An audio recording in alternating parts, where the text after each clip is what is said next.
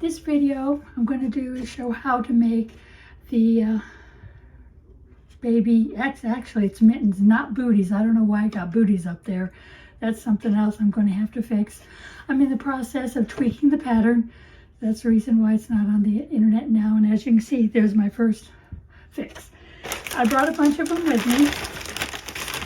Here's a whole bunch of mittens. Some of them are on this particular one and some of them are on the, or not. Okay, the first one is the rib stitch. So let me find one with the rib stitch. Here it is. This one's a rib stitch. As you can see, it's very stretchy. And then there's, I always put the tie in it because little babies always seem to manage to pull their mittens off. So this way their hands are safe inside the mittens and they can't pull them off. But like I said, this is the one that's just a basic rib. The next one is the mock rib. The mock rib is like the rib. The only difference is you can see the purl stitches in between. This is really a bad yarn to really show it off, but it keeps the rib out. As you can see on a regular rib, it puckers in. And then the second one is the same one. It's version 2 of the mock rib, and version 2 of the mock rib looks like this. It's really neat. It puts little bumps all the way up in a perfectly straight line. This is the inside, because if you turn it the other way around, let me take this off. Might be easier to see. Let me take the tie out because I want to turn it. Doesn't want to let go. There. Turn it right inside of this so you can see here's the mock rib right there. That's the mock rib, which is the same as I have on here, just probably a little bit easier to see. You can see the rib stitch and you can see the purl stitch when you do the mock rib. And like I said, you can do it this way or turn it this way here, and it's little bumps instead, which is kind of neat. It's a little bit different. The next one on here is lace. And you can see here, it's very open and lacy. It's a cute little lace design. I've made booties and mittens both with the lace design, and it's on both of the patterns. And we have the seed stitch, which is right here. You can see it's purl over knits and knits over purl, and it gives you all these little bumpies. So that's your seed stitch. And I think the last one on here is the star stitch. Let me find a star stitch. Here's a star stitch. It's kind of like the bumps from the mock rib, but they're not. They're cute little, let me bring it up, you can see they're cute little stars. That's why I call it a star stitch. I was experimenting last night and I did something different using this stitch. Let me go get it. This one's kind of neat. If you look, the star's down here, but then there's an additional, looks like 2 legs. If I turn it this way, it almost looks like a little person.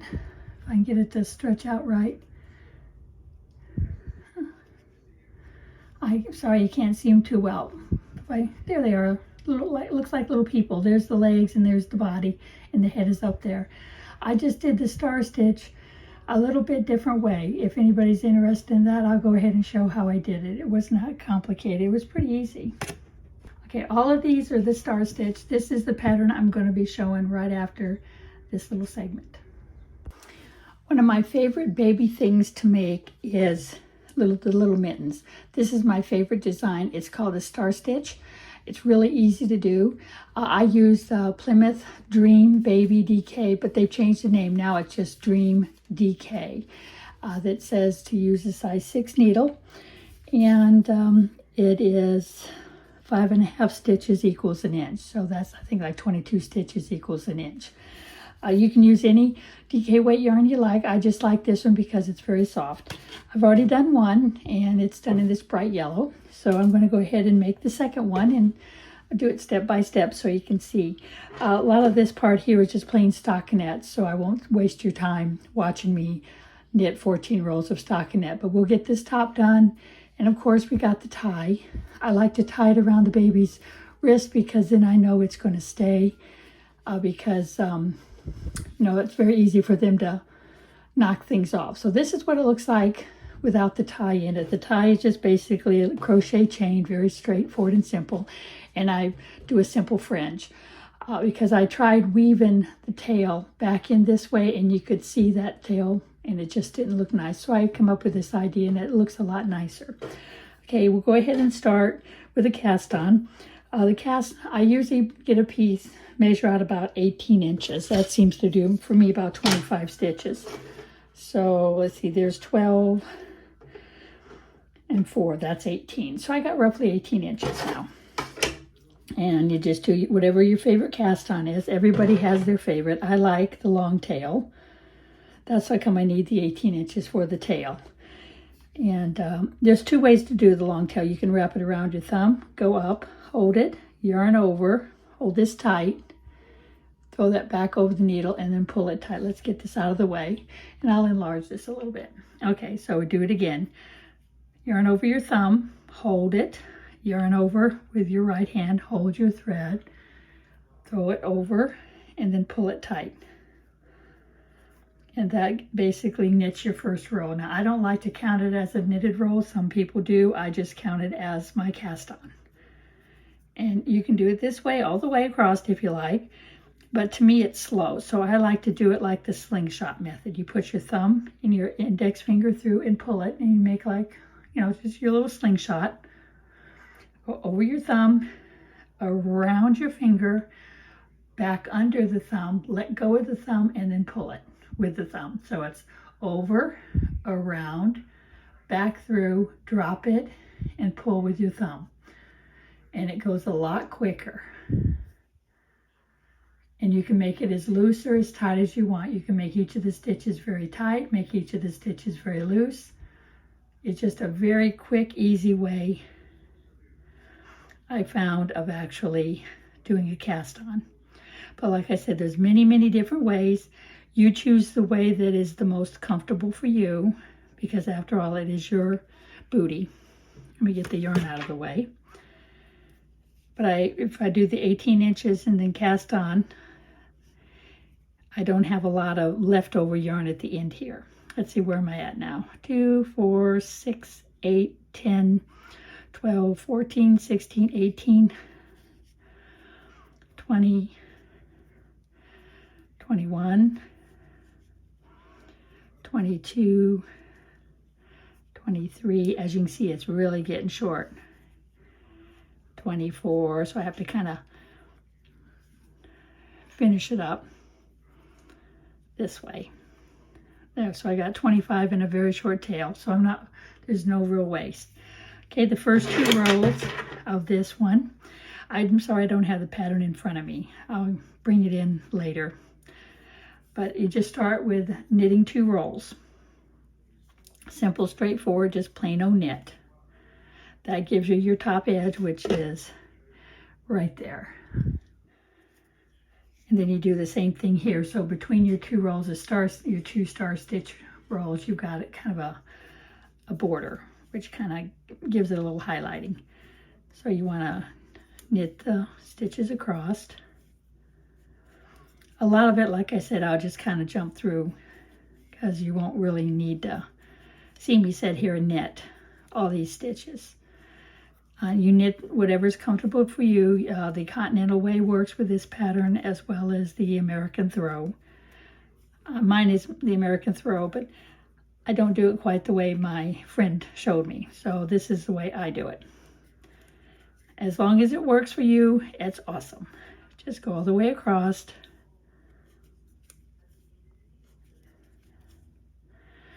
Four stitches left. Get some more thread out. Let me get this out of the way. I'm sorry. I don't like to have stuff behind me when I'm working because it's hard for you to see what I'm doing. Okay, so I've got my first roll of knit, and I always keep track of the tail. The tail helps me know when I'm doing all the right side rolls or the odd rolls, like 1, 3, 5, 7, 9. If your tail is on this side, then you know you're working on the back, or the even stitches, 2, 4, 6, 8, 10 rolls.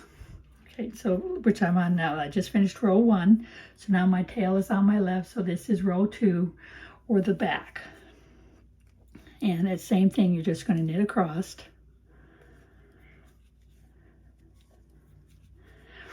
The star stitch is 4 rows, and each is a form of knit, so there's no purling at all when you do the star stitch. So it's a great beginner decorative stitch that doesn't require a lot of concentration or remembering whether you are on the purl side, or doing a purl roll or a knit roll, because every roll is knit.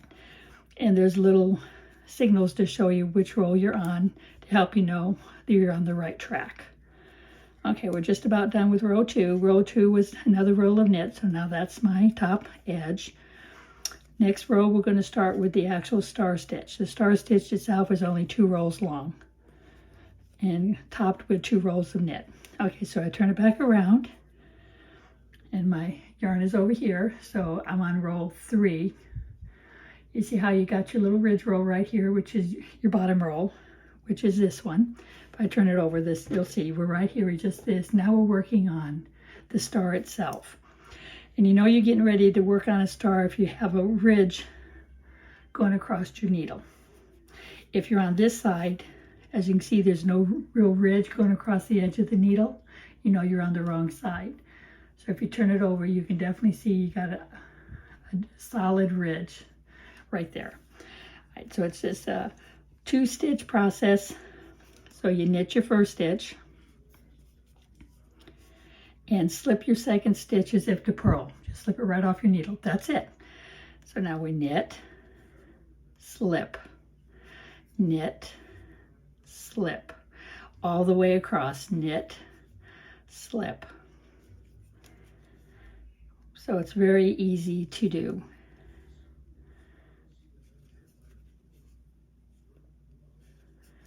You take it all the way across. You start with 25 stitches, but to do the remainder of the mitten, after you get past this, you have to do 1 increase and take it up to 26 stitches. And there's a reason for that, and when we get to that point, you know you're right if you have 2 stitches left, and second to the last is a slip, and your last one is a knit. If you do that, then you know you're on track. If it didn't come out that way, you made a mistake, and you always know you're on track when you see your stitches in groups of 2. If for any reason you made a mistake, you have 3 stitches together, then you know you've made a mistake right there, and you have to take those out. But they'll always look like this going across your needle when you've done it right. Okay, so now that needs to be over here. Now when we do the second row, I'll bring it up close so you can see. You see how the ones that you knitted have the ridges on them? You have one here, one here, one here, one here. You know those were your knitted stitches. And the one that kind of drops behind, that was your slip stitch. So as long as you know which one is your slip stitch and you slip your slip stitch again, then you know you're correct. So those are your 2 little signals to know you're in the right area. Okay, let's start with our knit. Now, you bring your yarn to the front, slip that slip stitch off, take your yarn to the back. That's the most complicated part of doing this star stitch. And then you knit your knit stitch. Okay, now we're back to another slip stitch. You see how it's not even connected? You know if it's not connected, you know that is your slip stitch. Bring your yarn to the front, slip your stitch off, take your yarn to the back, and knit. You do that all the way across. Yarn to the front, slip, yarn to the back, knit. Yarn to the front, slip, yarn to the back, knit. Oops, yeah. Yarn to the front, slip, yarn to the back, knit. Yarn to the front, slip, yarn to the back, knit. Okay, and I do it a little bit quicker. I go ahead and get my yarn over set before so I can bring my yarn to the front before I take my knit stitch off, slip, put the yarn to the back, and then continue slipping it off. And the yarn is where it needs to be. It's just a quick way of doing it without a lot of extra movements. But it's still the same stitch. I'm just not separating the needles. Both ways work great. It depends on your knitting ability. Okay, when you get to the last 2 stitches, you'll see you've got 1 slip stitch that's not knitted and your last knit stitch. So you slip it, yarn to the back, knit it. Okay, you've now completed the actual star stitch pattern. You don't see much of it. It's a really funky looking thing.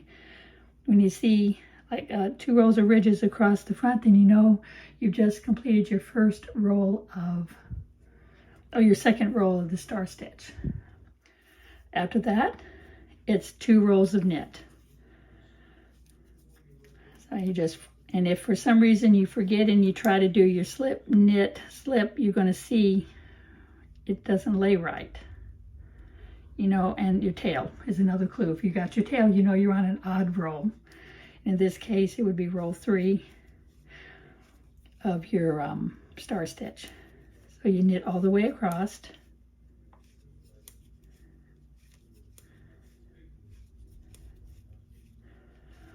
We're getting near the part where we're going to start working on the mitten itself.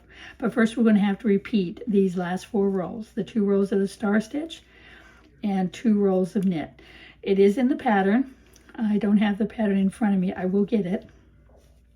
And I'll show you where and I've just about got the Mittens to Go pattern finished. I have to critique it one last time. Once I've got it critiqued, it will go out on my website, stitchniche.com, and it'll also be on ravelry.com. Now, on the back, which is an even roll, you can see got the bumps there and the tails on the left.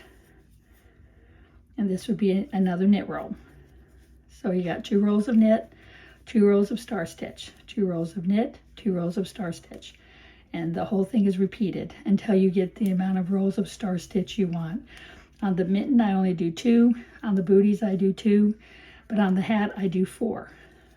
Right now, I'm not working on a hat. I'm working on the mitten. So you can make a mitten in 1 to 2 hours depending on how fast you knit. So if you need a real quick baby gift, it's just a matter of whipping up a couple of mittens, crocheting the chain for the tie, and you're ready to go. Now if you don't know how to crochet, you want to do a different type of tie, you're more than welcome to. You can get a piece of ribbon and make the tie out of the ribbon. So it's your choice on how you actually do your tie. Okay, now I'm back to the front. See, there's my tail. And you can see there's a star stitch right there. And when you turn it over, there's no star stitch and your tail's on the wrong side. Okay, I'm going to go ahead and do the second set of star stitch, and then I'll come back and we'll get started on the eyelet row. I finished the other 4 rows, the extra 2 rows of star stitch, and then the 2 rows of garter. So that puts me right here. Now here's a hat I had started earlier, and you can see there's 4 rows of the star stitch before I did the garter and went into stockinette. And that's what we're getting into next, is stockinette. So we do 2 rows of stockinette. So we knit a roll and purl a roll. But on the first roll, we have to increase by 1 stitch. So I usually go in about, maybe 3 stitches. And then I do an increase. You can do a make 1 increase like this and go through the back loop and then knit across. Or you can do a standard increase by knitting in the front and back loop of the same stitch. Both ways work. I'll just leave the make 1 in since that one I did first. You knit across. So now instead of having 25 stitches across, you're going to have 26, which is what you need to do the eyelet. And after I do this purl back, then we're going to do the eyelet roll.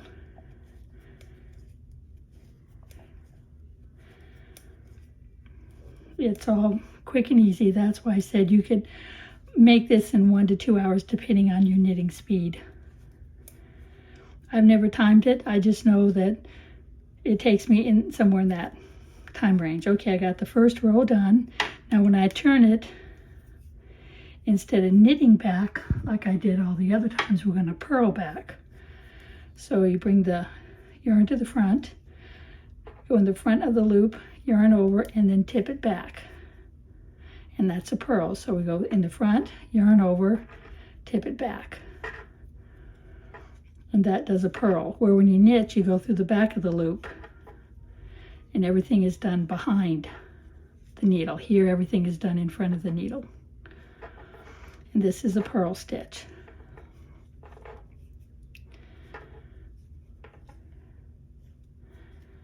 And if you're left-handed, do the same thing, but left-handedly. There's no special stitching, no reverse stitching, no adjusting. It's just knit normal. That's what makes the star stitch and the mittens so easy to make. You don't have to worry about converting stitches from one to another. Okay, I'm just about done.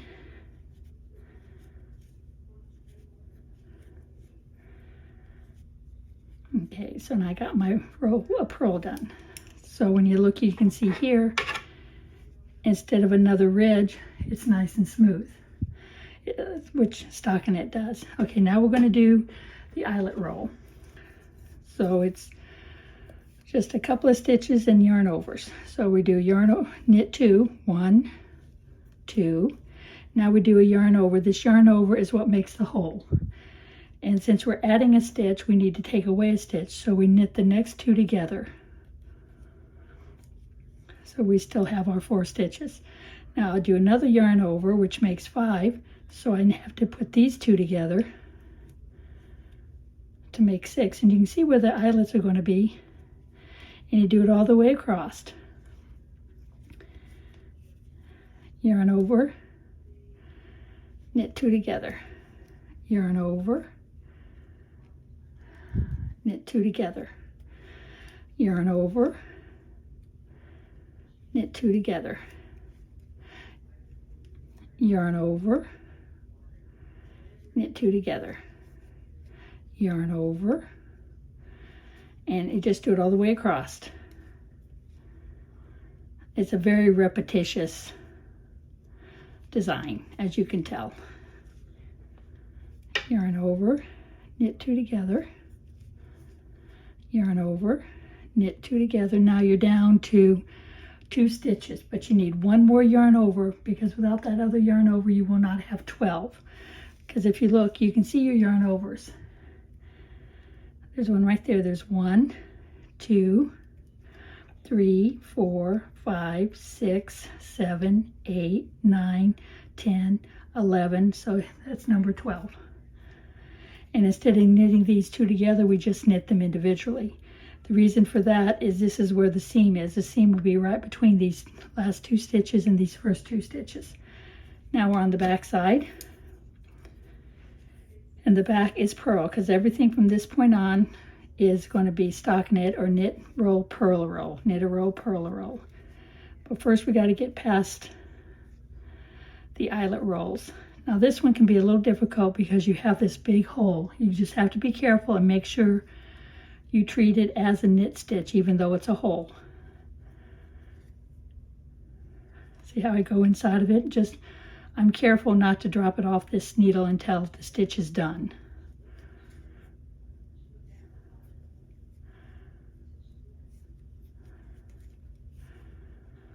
And I always work with my stitches close to my tips.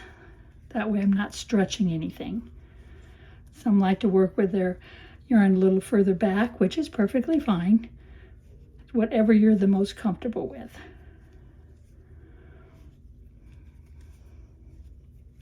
Oops. And then after we finish this, then we start on the body part of the mitten. Just a couple more to go.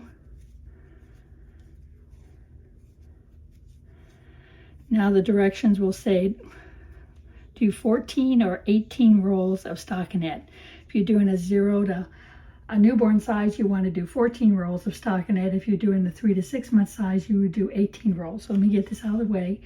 So I want to show you what I do to get started. It's just basic, what I was doing before, knit on the front.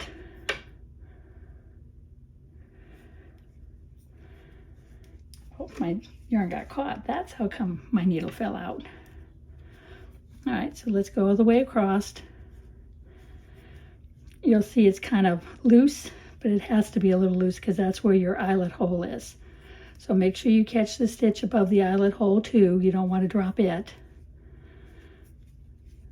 because that stitch is definitely needed.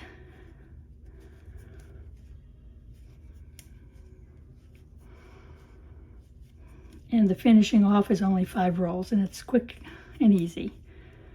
Then we have to sew it together, and we'll get into that, and then I'll show you how I make my chained tie. Or like I said, you can use a ribbon, or you can braid something, or you can twist something, whatever you want to do. I like to use the yarn, that way it looks the same. And if my yarn has different colors in it, I try to incorporate the different colors into the tie. In this case, it's just solid yellow. There's no other colors like in the baby blossom and some of the ones that are self-striping. Almost done with this purl roll.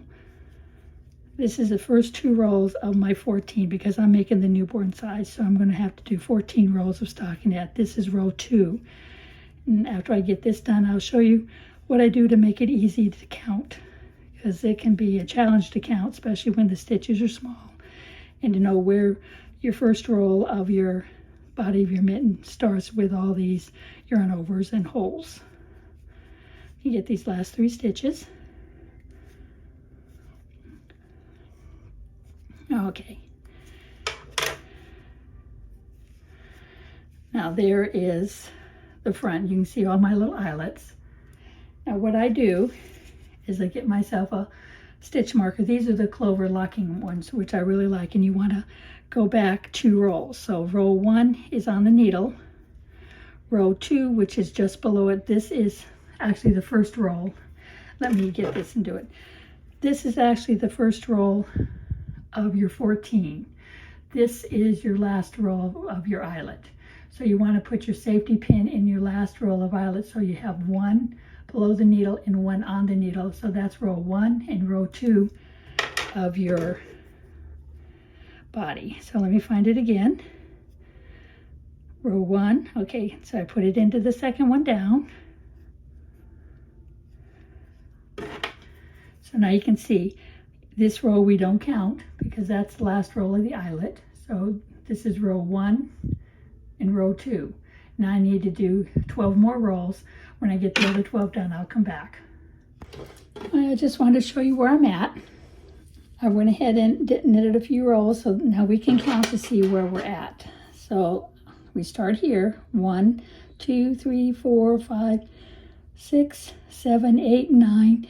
And the one on the needle is 10, which means I still have 4 to go. Now, if you don't have this type of a marker, there's many other you can do. You can use the split ring markers. Unfortunately, I cannot find any split ring markers here. But other methods, you can use a piece of yarn on a needle, put the yarn through, and there's your marker. Or a safety pin. Put a safety pin where you're supposed to be. And there, that will mark it. And if you don't have any of those, good old-fashioned paper clip, do the same thing. There. So, I mean, there's many, many different ways you can mark your first round or your first roll. It's whichever one works best for you. Now, I still have 4 more to go. I'll be back after I finish those 4. Okay, I am down to the front of it where your fingers are, and it's 5 rolls. You knit 1, knit 2 together, and you repeat it all the way across. Knit 1, knit 2 together, knit 1, knit 2 together, and you just do it all the way across. So it's also a fairly basic repetitive stitch. And then after you get these done, oops, I think I was supposed to knit 2 together right there. Yep, knit 2 together. And when you turn your work around, you purl back. So you're always purling on the back side because we're still doing stockinette. It's just with the decreases. And we end with a knit 2 together. We purl back.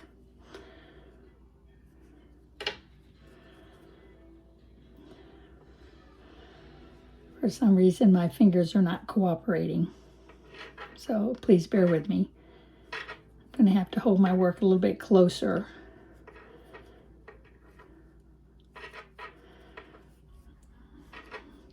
each roll at this point gets a little bit smaller, so you're not doing as much. And then we'll do the finishing.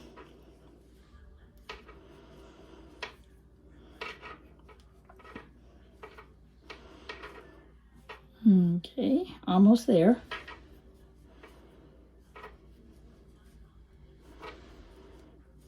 Last one. Now, when I do the second decrease roll, I like to jog them over one. If I made the knit one and knit two together the same, you'd have perfect little lines going up, which if you want, you could have the perfect little lines going up. I like mine to be more random. So what I do is instead of starting with a knit one, I start with a knit two on the second row. It still works out the same. If you want, you can do knit one, knit two together for the second half, or you can do like I do, where I start the second half with a knit two together, knit one. I just don't want them to have that line going up the mitten. It's just personal preference. See, that was a knit one, knit two together. And you should end, if you do it this way, you should end with a knit one. If not, then you miscounted something. Okay, I ended with a knit one. Now, if you wanted to, you can do it the way most patterns are, where the second time you would knit one, knit two together. In the back row, you purl, just like we've always been doing.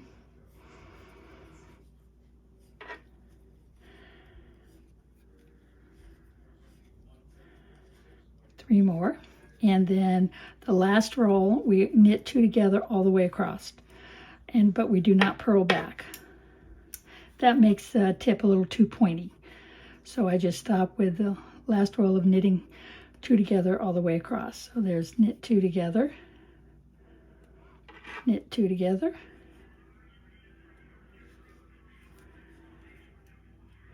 that takes you down to, I think, about 5 or 6 stitches. Oh, it looks like 6 stitches. I was thinking it was 6. Okay. Now, like I said, I don't purl back because it makes the top too pointy. All right, and then when you need to cut your yarn, I cut it twice the size of my project. Oh, I got to go get my scissors. I'll be right back. Okay, I have my scissors. So like I said, I cut it twice the length of my project. I'd rather have a little too much than not enough. And then you want to thread it onto a needle. It's your choice what size needle you use. I always like to use fine needles, but if you like, you can use big ones if you're more comfortable with big ones.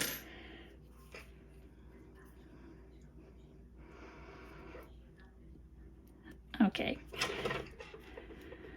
Now you want to run the needle through all your stitches here. And as you do, you can take them off your knitting needle. And I always go through it a second time. I always like to make sure it's well connected. So after I go through once, I go through it one more time to make sure I've gone through it twice. And when you pull it tight, you know it's tight. And if you have to relax the thread like I wind up doing it, that also helps hold it in place. With just going through once, it doesn't necessarily hold it and it'll come loose. The hardest part, I think, is doing the top half, trying to get into these holes. Because once you get into this area, it's easy because you have these nice straight lines to follow. But up here, you've got all your decreases, and it can be a little bit of a challenge. If you don't get it quite right, I don't think the baby would notice. But I always try to go through 2 whenever possible.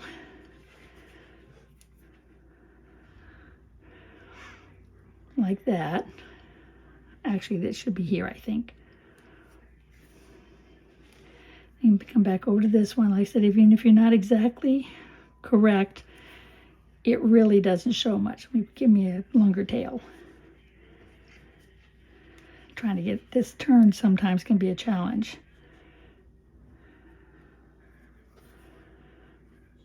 Getting there. Okay, now I'm down to the spot where it's into the straight area. I always go in, I never do it on this edge because this edge can be hard to see. I always take it in one because it's a lot easier to see, and when you're finished you have a really nice look. Go over 2, so you go into where you come out, so you got 1, 2, and then you come over here, go in where you came out, 1, 2. See that I go over the horizontal bars, or under the horizontal bars. 1, 2. I found 2 is great. 1, it takes longer. You can do 1 if you want. And then after I do this, then I pull the thread tight. I always put my fingers on top, but I pull it tight until the top starts to come in. See how it kind of tipped in a little bit? I don't know why there's a hole there, but see, that kind of rounds the top off a little bit if you kind of pull it extra tight and make it go inside. And then continue going down the side.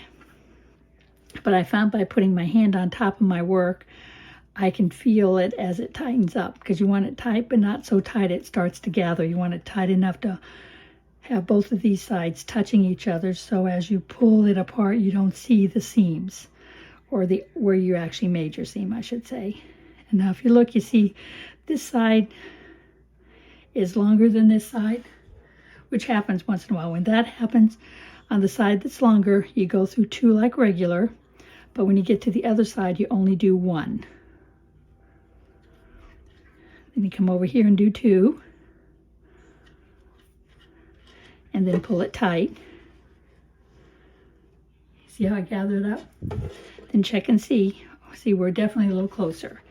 Same thing, you want to come over here, you want to go through just 1, and you go through 2. Now I'm at the bottom, I have to go through 2 here and 2 here. Now if I checked sooner, I could have done the 1 up here and 1 down here, but I didn't check soon enough. And now I'm going to pull it tight again. And as you can see, I'm almost lined up. So I make sure I go under the first ridge on both sides. Then I go under these 2 ones that stick out to the side. Do the same over here. Go back over here. Do the same over here. And then pull it. And it kind of blends them in nicely. All right, then you see where your tail is. At this point, what I do is I go through the top of this one. Then I go through the top of this one, same direction, and make like a figure 8. So I got this way, and then I go this way, and you see how it crosses over and makes like a figure 8? Pull that a little bit snug, then you do your figure 8, and it brings your 2 sides nice and even. And to secure it, I like to do a square knot, which is left over right, pull it, but not super tight, just to where it's even, and then right over left. And what that does is it makes like a little square, and then when you pull it tight, it doesn't tighten this down here, just right on the very edge. And it helps keep it from coming. My phone's ringing, one moment. All right, so now as you see, since I made my string twice the width of what I was closing up, I have a nice decent sized tail. Then I turn my work inside out and weave my tail up one side.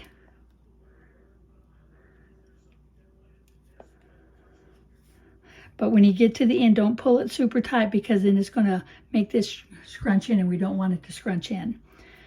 Then we take the other tail and do the same thing.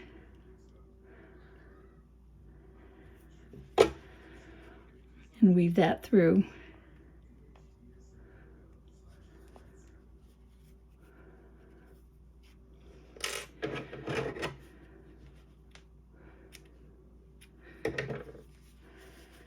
Now, our other mitten is done. Let me get that out of there. So now we have 2 mittens, which are exactly alike. At this point, then you want to grab your crochet hook. I use an F usually, but I can't find my F, so I'm going to use an E. But you want to make it you know, roughly an F or an E if you can. That's if you want to make this type of a tie. If you want to use something else, you can.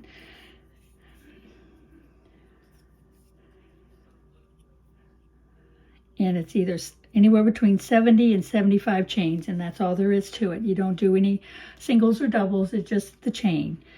Yarn over, go through. That's it. Yarn over, go through. Yarn over, go through. So there's 3. You never count the one on your needle. See, 1, 2, 3, 4, 5, 6, 7, 8, 9, 10. Since my needles my hook is one size smaller than what I use, I'm making them a little bit looser chains. I said 10, so now we got 60 more to go. 11, 12, 13.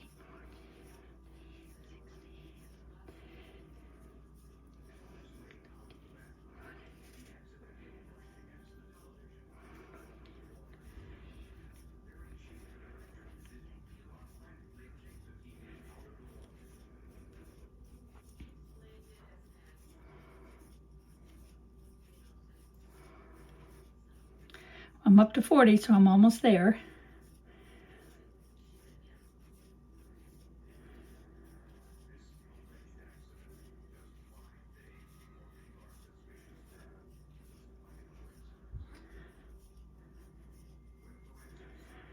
There's 60.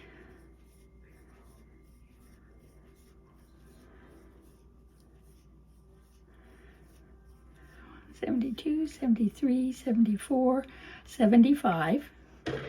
Cut yourself a tail and pull it through. So now you've got your 2 ends. You can, if you want.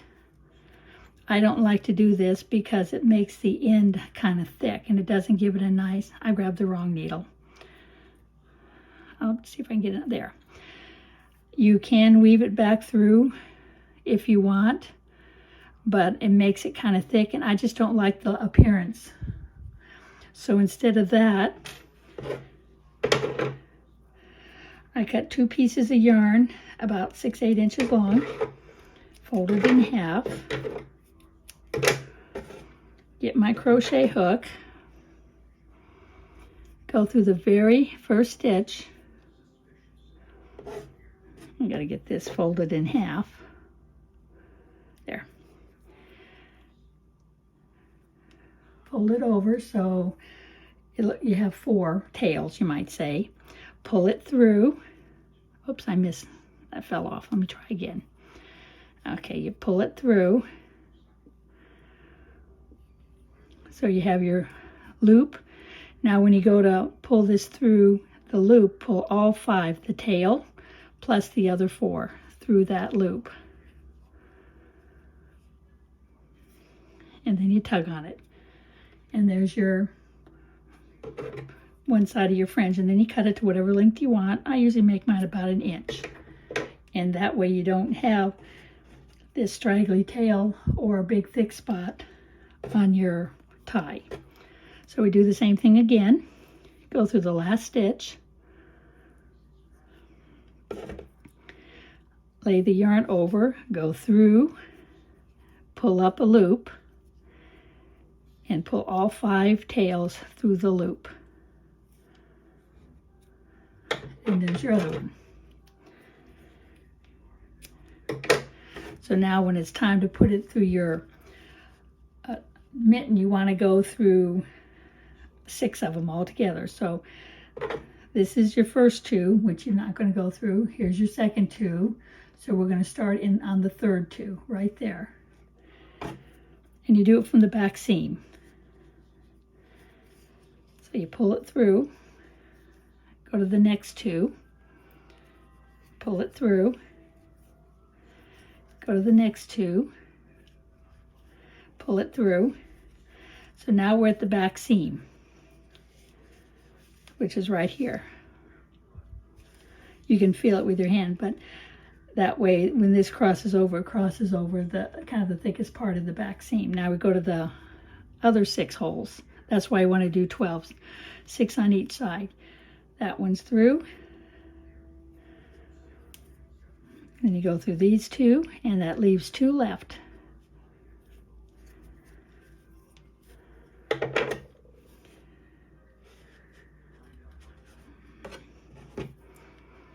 And for display purposes or to give it away, I always tie it a bow. This is what you tie around the baby's wrist, so that way it doesn't come off. As you can see, you can make it as tight as you need to go around the baby's wrist, but not too tight. But that's how you'd make the mittens in the star stitch. Now the pattern has, I think, 3 or 4 more patterns that you can use on the top of your cuff. There's a lace, a seed, rib, mock rib, and possibly one other. But I'll show you that as soon as I bring it home, and I'll put it in front of this video, so you'll see it in the beginning and you'll see it at the end. And the pattern will be shortly on my website. I've still got to tweak it a little bit. I want to make sure it's as correct as possible before I submit it. It'll be both on stitchniche.com as well as ravelry.com. And I want to thank you for watching. If you like my videos, please subscribe to it, hit notifications so when my next video comes out, you'll be one of the first to see it, and share with your friends.